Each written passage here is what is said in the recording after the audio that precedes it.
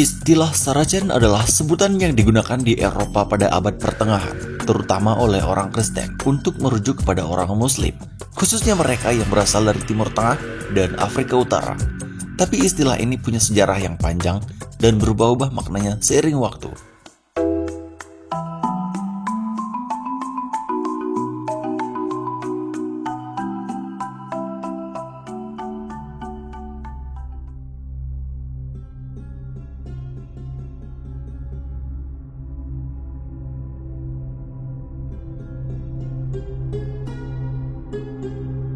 Kata Saracen berasal dari bahasa Latin, Saraceni, yang kemungkinan besar diambil dari kitab Arab kuno, Sarkiyin, yang berarti orang timur, atau dari nama-nama suku Arab tertentu.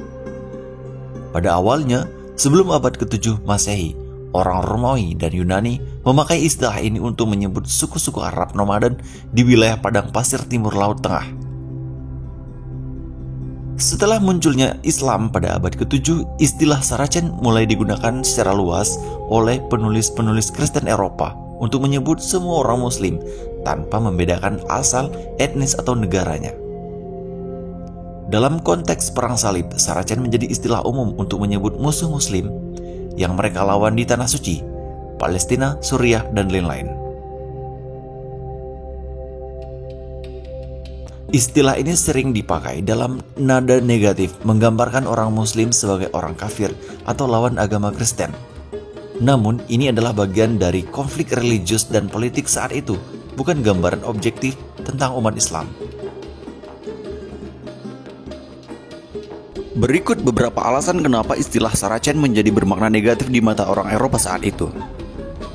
Setelah Nabi Muhammad wafat 632 Masehi, kekhalifahan Islam berkembang sangat cepat dan wilayah Kristen seperti Suriah, Mesir, dan Afrika Utara direbut dari Kekaisaran Bizantium.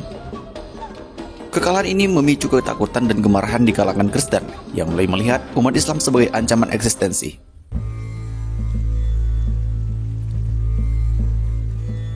Ini adalah momen besar di mana istilah Saracen benar-benar dipolitisasi dan diberi muatan ideologis.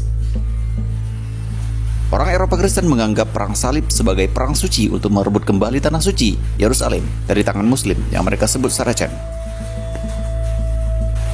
Dalam propaganda Perang Salib, Saracen digambarkan sebagai musuh Tuhan, biadab, kejam, atau kafir.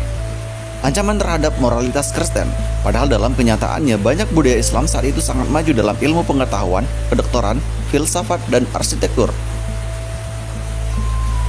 Kisah-kisah seperti Chanson de Roland di Prancis atau legenda ksatria seperti Richard de Lionheart menampilkan Saracen sebagai lawan jahat.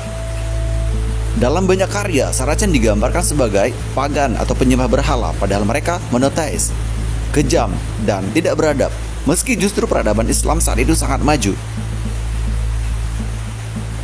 Sebagian besar orang Eropa abad pertengahan tidak punya pengetahuan langsung tentang Islam atau budaya Arab. Istilah Saracen menjadi simbol yang lain, lawan dari identitas Kristen Eropa. Ketidaktahuan ini membuat stereotip tumbuh dan tersebar, termasuk dalam khotbah-khotbah gereja. Menggambarkan Saracen secara negatif memperkuat persatuan internal Eropa Kristen. Lawan bersama, umat Islam atau Saracen dijadikan cara untuk menyatukan berbagai kerajaan Kristen yang saling bersaing. Jadi, muatan negatif istilah Saracen lebih karena konflik agama dan politik, bukan karena fakta budaya atau etnis.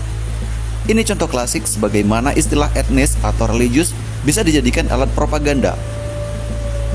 Mulai abad ke-15 hingga 17, Renaissance dan pencerahan, orang Eropa mulai mempelajari bahasa Arab dan karya-karya ilmiah dari dunia Islam, menyadari bahwa banyak ilmu mereka berasal dari terjemahan karya Muslim, mengembangkan pandangan lebih rasional dan terbuka terhadap dunia luar. Istilah Saracen pun mulai ditinggalkan karena dianggap tidak akurat dan merendahkan.